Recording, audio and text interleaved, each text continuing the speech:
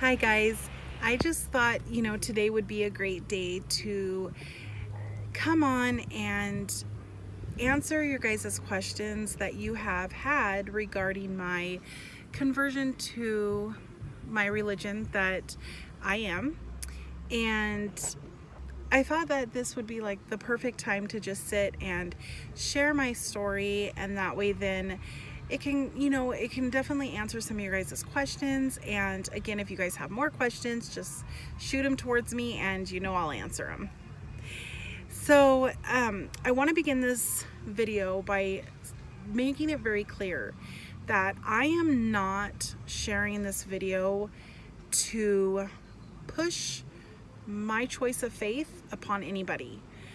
I simply am explaining how I converted to Islam by my choice for your guys's questions and curiosity.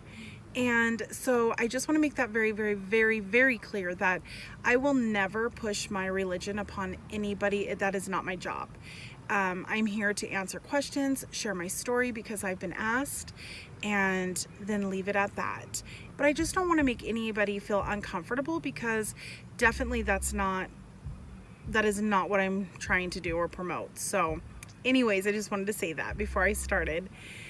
So I converted 5 years ago, and when I did that, prior to even the thought of converting, I did a lot of research. I didn't even know what Islam was, to be honest, until after I went to Egypt and was really like focusing on my husband, and of course he is Muslim, and just watching how he would pray and he would read the Quran, and just seeing how people treated each other and how his mother was. And that's what kind of struck me, because I didn't even know what Islam was. I didn't even hear that before. In fact, I thought Islam, before I knew anything about it, I thought that was Hindu. I thought that was an Indian religion. And I thought it was Hindu. I didn't even know the word Islam at the time. So when I went back to Egypt, I started asking Ollie questions, and just trying to get a little bit of information just so I kind of knew what was going on. And I had heard some really negative things about the religion right before I had left to Egypt, but I think that was more of a scare source. I don't think that it was out of love that I was being told the things that I was shared about the religion and stuff. And I think a lot of it was covered through media. So there's that. So when I went to Egypt, I was expecting that, that the religion was a really bad religion for what I only knew of it. But I decided to still go with my heart and still pursue with my relationship with Ollie, and pursue with my heart on where I felt I should be going. So we got married in 2009, and he didn't join me until 2010 to the US, or 2011, sorry. And until then, I just did I did some research and watching some YouTube channels, and just kind of doing my own learning up on it the best I could. And then when he came to the States, I would see him faithfully praying and faithfully sitting down and reading the Quran when it was the time for him to sit down and read. And his actions spoke of the religion so highly, and the way that he was, and I would tell him, thank you so much for treating me so good. And he would say, for the sake of our religion that I believe in, we are to treat our women as queens, and that's what I'm going to treat you as, nothing less. And that meant a lot to me, but again, I still really didn't know a whole lot about it. So I would just ask him questions here and there, just off the topic questions, and he was so good about answering them. And so I kept doing more research, reading. I would sit down and read the Quran, and he had gotten me, before I left Egypt, one of my gifts were a Quran in English, and I just wanted to take that back because it was such a source of history. And I felt really close to, when I took that, I felt very close to him, because I can see how much his faith, belonged in his life. So if I had a piece of that, I felt so close to him. And so that's one of the reasons I was so excited when he got me the Quran before I even really started technically reading it. But it was in English, and it also had the Arabic on the side, so I could read it and understand what I was reading. So I would do a little bit of the Quran reading, and again, I would do more YouTube channels and Googling, and I started asking, questions about, the steps of conversion. And, he had asked me at the time, like, are you thinking of converting? And I was like, well, no. I was like, I'm just asking, I called myself a Christian when I had very first got with him, because that was the religion that was chosen for me as a child. Everybody that I lived with were Christians, and I can't say that I fully ever embraced the faith of Christianity, in the sense that it was chosen for me. I didn't have a choice. I didn't, that's just what it was. We got up on Sunday mornings, we went to church, Wednesdays we would maybe go to church if we felt like it. But, that is what it is. So when I married him, I didn't cover, I didn't wear a hijab, I didn't, I wore tank tops and shorts, and, I just lived regular life, and he married me just the way I was. And, and I asked him, I said, with me marrying you and me not being what you are, is that gonna make a difference? Because my biggest thing was, I did not want to have to change my life just because I was marrying somebody. And he said, absolutely not. He said, I'm marrying you just the way you are. And if I had an issue with that, then I wouldn't pursue in a relationship. The one and only speculation that he ever had was, he asked me at the very front of our, conversation even starting, he said, do you smoke? And I said, no. And which I didn't. And he's like, oh, okay. I said, well, why? And I said, why is that? Would that be a deal breaker? And he said, yeah. And I said, oh, okay. I said, well, no, I'm not a smoker. Now, at the time, I thought, well, maybe he didn't smoke, but he smokes.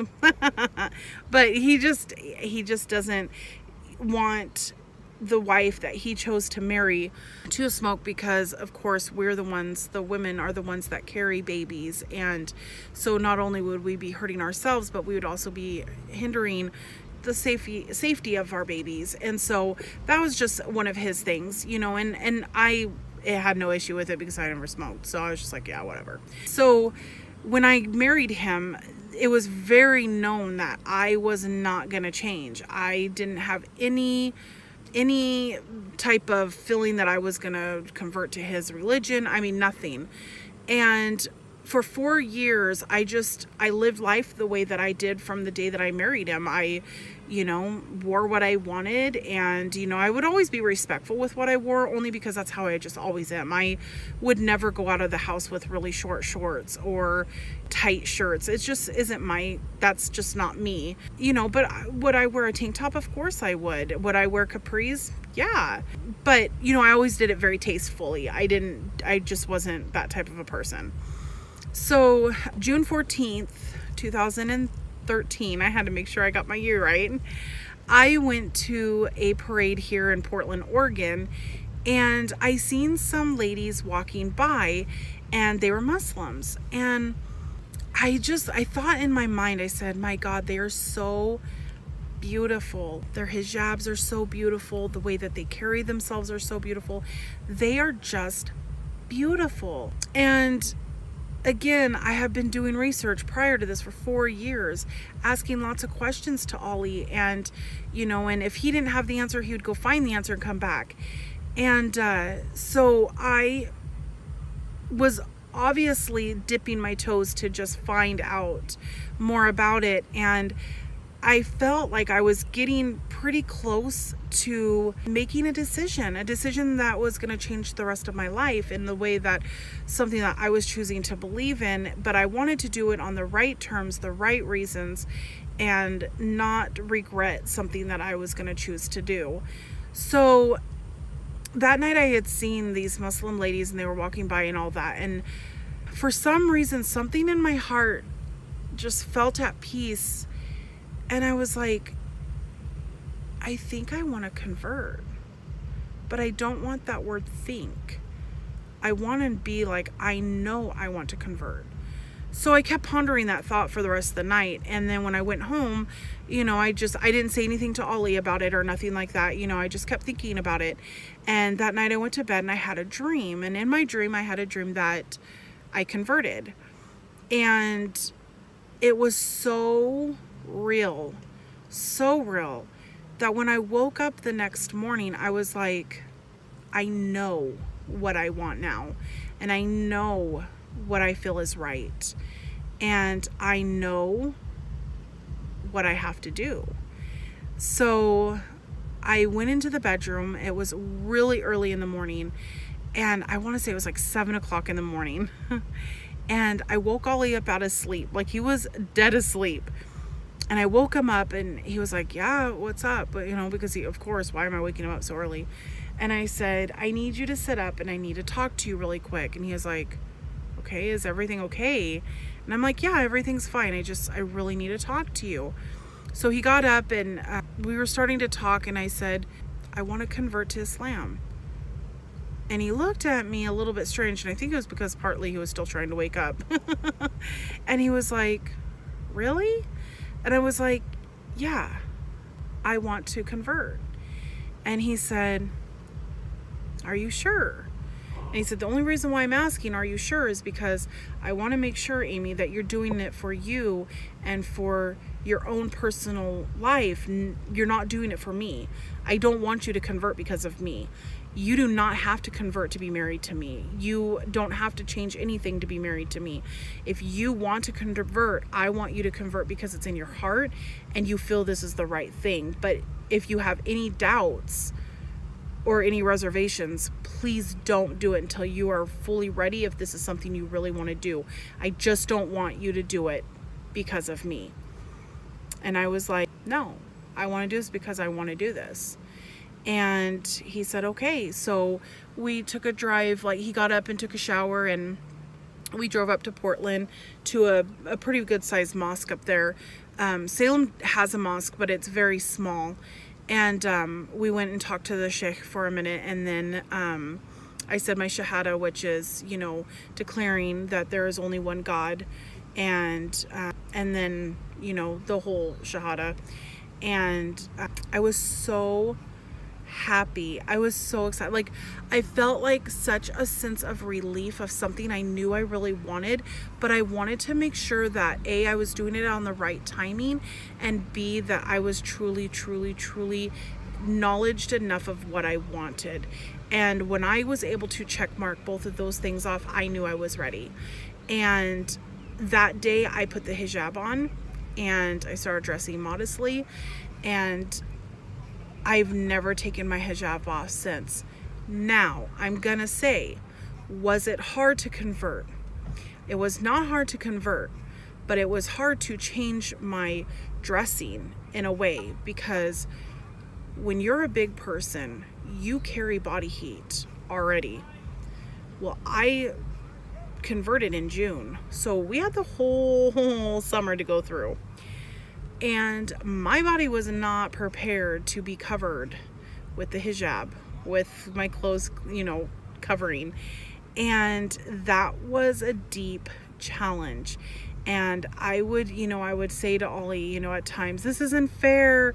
Why do women have to, cover, but men don't? And he said, because, honestly, men are more likely to look at a woman in a sexual manner than a woman would sexualize a man in view.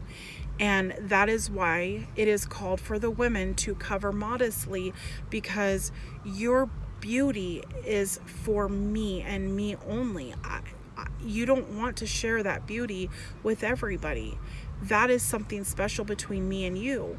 Now, would he walk around in a Speedo? Of course not. Well, I would never let him walk around in a Speedo, but I'm just saying, he still dresses properly. He wears shorts down to his knees, and, he wears t-shirts, and stuff. He doesn't wear tank tops out. But it took probably a good 2 years of getting through summers where I wasn't about ready to pull my hair out, in the sense that I was really warm. But now it's like my body has adjusted so much that today, I mean, I'm sitting here in the car, it's 78 degrees and it doesn't even faze me at all. Like, I'm really not hot. And in fact, there's been just a very few handful of times where I've walked out of the house and I forgot my hijab, and I will be like, I'm missing something. And then I'll be like, oh my gosh, I forgot my hijab, and I'll turn around and run back in the house and put it on. Or one day I had put my hijab in my purse because I sneak out sometimes from the door if I'm going somewhere without taking the kids. And so I will put it in my purse and then I'll sneak and get in the car and then I'll put it on. And one day I got like halfway down the road from my house and I'm like, God, this breeze feels amazing, but why is it feeling so good? And then I'm like, oh, no hijab. So I had to pull over and put my hijab on and stuff. But, you know, I mean, it's not made for women to suffer. Every Muslim lady that I have ever spoke to, with myself included, we don't feel, and I can speak for many of them, well, for millions of them, we do not feel like we are forced to wear what we choose to wear. We choose to wear what we choose to wear because that's what is called in our faith. And if you are truly invested in your faith and you truly follow what is called for you, you will do what is called. And so for me and for the millions of other women that are, you know, Muslims, we don't feel like that is a forced upon thing because our husbands make us do it. My husband couldn't be any better of a husband than I could ever imagine. He respectfully treats me like a queen, and that's not everybody. I'm not speaking for everybody's husbands, because there are some husbands that, you know, struggle with that are, you know, Muslims. Not every Muslim is a perfect Muslim, just like there is not one perfect human being. There's bad people in every religion. And it's so sad because for the longest time, you know, in the stereotypical way that I was told about Islam was what media has shown, which is obviously Islam is a bad religion. It is very vile. And if people would just take the time to really listen to a true Muslim, they would know honestly what the truth is and where that truth comes from. Because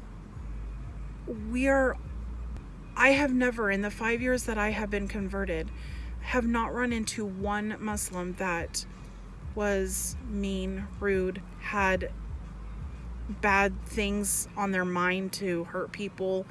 Everybody has always been very welcoming and open-armed and accepting. And, you know, and it's so sad because Islam is the religion of peace, but yet we get marked as the religion of horror, basically.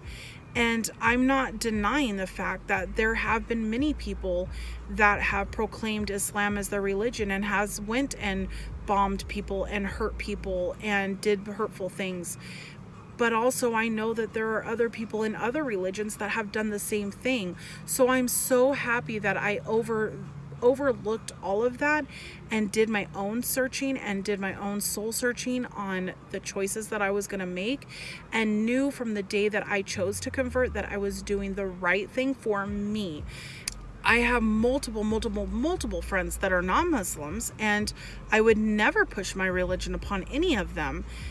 You know, if I go out in public with them, sure, I'm going to have my hijab on, and sure, I'm going to dress modestly. That's part of me. That's not me pushing myself on anybody. That is pretty much how it started and where I'm at today. This is the first year that I was able to successfully make it through Ramadan fasting from start to finish. And that's been being a Muslim for 5 years. I've only done it once. So there was 4 years of, you know, fasting that I didn't do it. Did my husband force me to do it? No. He leaves that for me. That is my choice. I asked him today, you know, because there was a conversation that we were having, I don't know, a couple days ago. And I said, you know, you made a comment that just say if something, God forbid, ever happened to me and him, and just say we split up. Would I continue to be a Muslim? And the answer is yes, because I didn't convert for him. I converted for myself. And I embraced this faith 100% for my own beliefs and my own choices. But I came back on him and I said, so I have a question for you. Why is it so important as a man to remind their wife or daughter or mother to wear their hijab? And, if the hijab is, moved a little bit and exposing the chest a little bit, that a lot of times, he'll gesture like, it's flopping out or whatever. I said, why is that your place to remind? And he said, well, here's the thing. He said, as the man of the home and as the husband, it is my duty to make sure that my wife is safe. My wife is covered for protection. And in the end of the days, I'm going to be asked by God about your actions, because your actions reflect on me. And he's like, so yes, I do hold you accountable for what you've chosen, but it's not my choice. If you were to choose to take the hijab off 100%, I can't stop you. That is your choice. But sadly, I will be asked that as well, why you took your hijab off and why I didn't encourage you to keep it on and why I didn't help you continue to wear the hijab versus just letting you take it off and walk in the streets without it. So it was a really awesome answer, because I wasn't expecting that answer to come back. I'm so sad that a lot of people think that the men are controlling, that the women have to be 100% submissive and we don't have a life and we don't have a choice and we don't have a voice. And that is so the opposite, because honestly, half of the women are the ones that run the houses and the men just kind of follow behind. But when it comes to finances and, protecting the family and supporting and supplying for us, that is the man's duty and the man's job. And so that's where and so that's kind of where that lands. But I just wanted to get on here and share that story with you guys, because I know, like I said, a lot of people have asked and have been wondering. So I thought that I would share that with you guys. I know that I receive hate for the choices of my choices of religion that I choose to believe, and that's totally okay, because sadly some people don't know the truth and they just know what they've been told, and so I don't hold them accountable for what they say.